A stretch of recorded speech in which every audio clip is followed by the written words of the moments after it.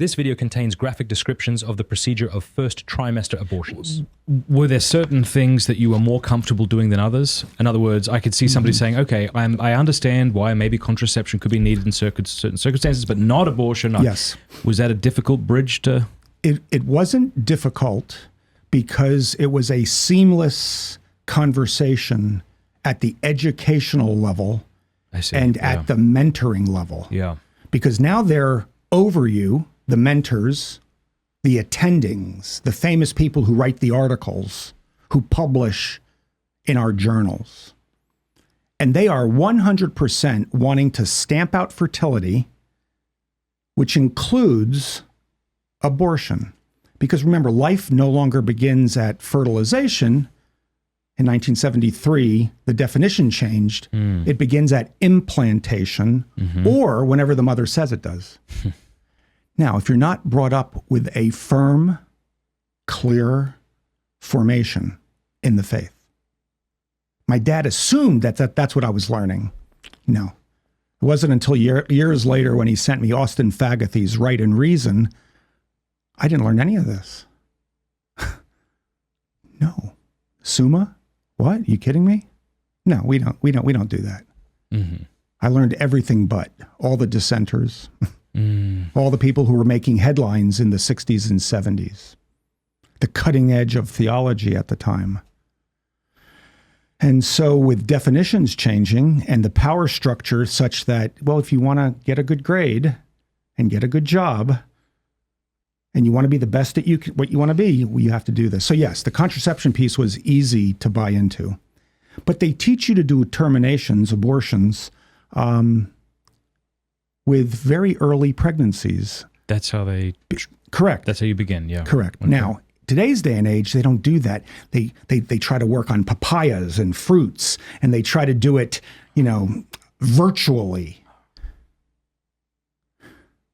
When you do an early abortion, say less than 5 or 6, say 6 weeks, 7 weeks, the little one has no bones yet. The calcium hasn't deposited. So when you remove, and once again, anybody who's listening to us today, Matt, I pray blessing and peace and mercy in the name of Jesus Christ through the intercession of St. Thomas. Because this revolution affects all of us. Right. Either we were a part of it or it affected our families or people close to us. Yeah. And I know because I'm post-abortal, so I want to identify with your audience. Yeah. It's okay. Hold my hand. Listen to what Matt does. Yeah. And walk. Yeah, we are all, in one way or another, the victims of the sexual revolution, and I'm no different. I mean, I was fornicating as a teenager. I once said to my girlfriend, if you got pregnant, you just get an abortion, because she was worried that she'd be pregnant, and presumably I would have, if she had been pregnant, I would have went through with that. God have mercy on me, a sinner. We're indoctrinated from the beginning by MTV and all sorts of bullshit.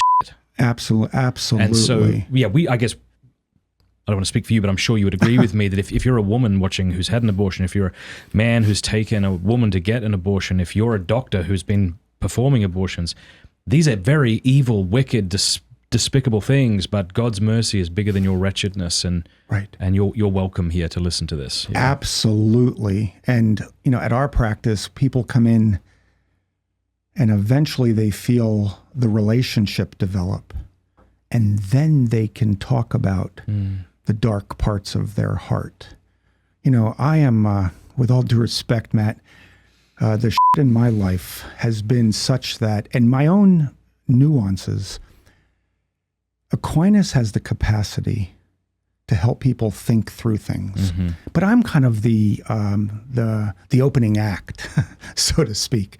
I help inspire, build relationships with people to get them to the point where they can look inside and admit these things. So then I can pass them along to those around me, like yourself, like many others, good priests, good professors, good friends, so they can truly be healed.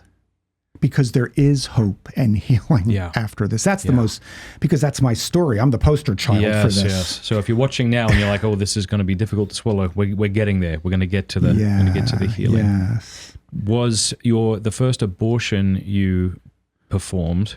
All these euphemisms are so offensive, aren't they? Termination, abortion, it's killing, it's slaughtering the unborn. But correct. The first time you slaughtered an unborn child, was that a watershed moment for you?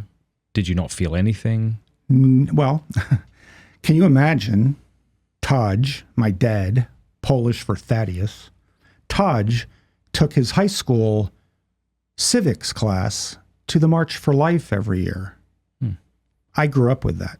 Mm-hmm. So it was a big deal, except that when you put your friends in front of above your father and mother, it becomes less of a big deal. Yeah. But still, remember, the body doesn't lie. So the adrenal kicks in and the thyroid begins to ramp up and your eyes become pinpoint and your heart rate begins to raise. And then you sit down and the woman is awake and you're just doing it under local anesthesia because it's cheaper. And she doesn't want it. The hospital doesn't want it. You don't want it. So you get rid of it. Well, it's the abortion. It's the murder. It's the slaughter, right? Well, you dilate the cervix and you gently slide in a straw that has a lot of suction on it. And you put it to the top and you begin to turn it on and you twirl it a few times and out rushes tissue, blood, but looks like blood clot because there's no bones. There's no parts yet. So what you steeled yourself for ain't there. And you do a few of those. And each time a bit of your heart hardens. Slowly but surely. Well, it's not that bad.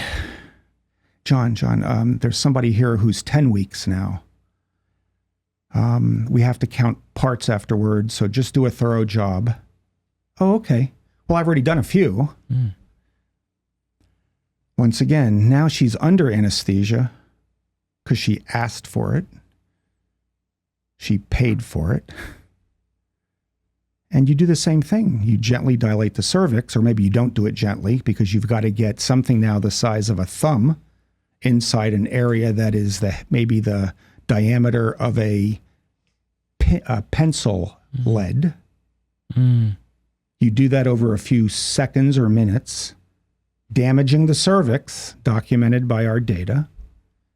And you put in bigger suction, a bigger straw in. And you twist it a few times to get out as much as you can. And then you reach in with a pair of long, slender pliers. Find the top of the uterus because you're still a good surgeon. You're trying to be the best you can be. You don't want to hurt the woman. Right. And you just start pulling out whatever's left. But you're doing it rapidly and quickly because by now the placenta's bleeding, the fetus, the child, is bleeding, but it's only this big. It's an inch big. But you have to then, once everything finishes and you think you've finished the procedure, you turn, you face the table, and you empty out the sack, the cloth sack, where everything got collected. And you just have to count parts. And you come face to face with what you did. But up till now, you've been encouraged, supported, told, discipled, congratulated. Every single social mechanism, every single psychological mechanism is now helping you because deep down inside in the human heart, we are angels and we are saints. It's our heart. And that division, that brokenness runs right through the human heart. I think Solzhenitsyn said that. Good and evil, right in the same person. Choice, freedom. Those are words that really mattered in this work I was doing. But the definitions had flipped. Well, okay, there's a rib cage, kind of a skull that's crushed. Okay, I think we got it all. And then there's a twinge, but immediately, because remember, when you ask a woman about was the abortion good for her, all the exit interviews, the immediate exit, oh yes, absolutely. Right. She may be crying her brains out, her heart out, but squeeze her hand. It's okay, you did the best. This is right for you. Whispers. I'm here with you. The nurses, good job. You did it. We're good. You're good. You can get back on with your life. Slowly but surely, that love that's inside of us becomes hard. And I contend, which we can talk about at some point in this conversation, the reason why more doctors don't do abortions is because it's brutal. It's actually physical violence. Try it. They can't. They try, and I would say 85 to 90% of those who try it don't continue with it. It's easy to stay in their ideology. Yeah. It's easy to stay in the language that keeps a distance. Oh, it's a fetus. Oh, it's unwanted. Oh, it's necessary. Oh, it's health care now. And My American College says it should be legal until birth. Birth. Now that's after birth. No, we shouldn't get involved if there's a live product of an abortion.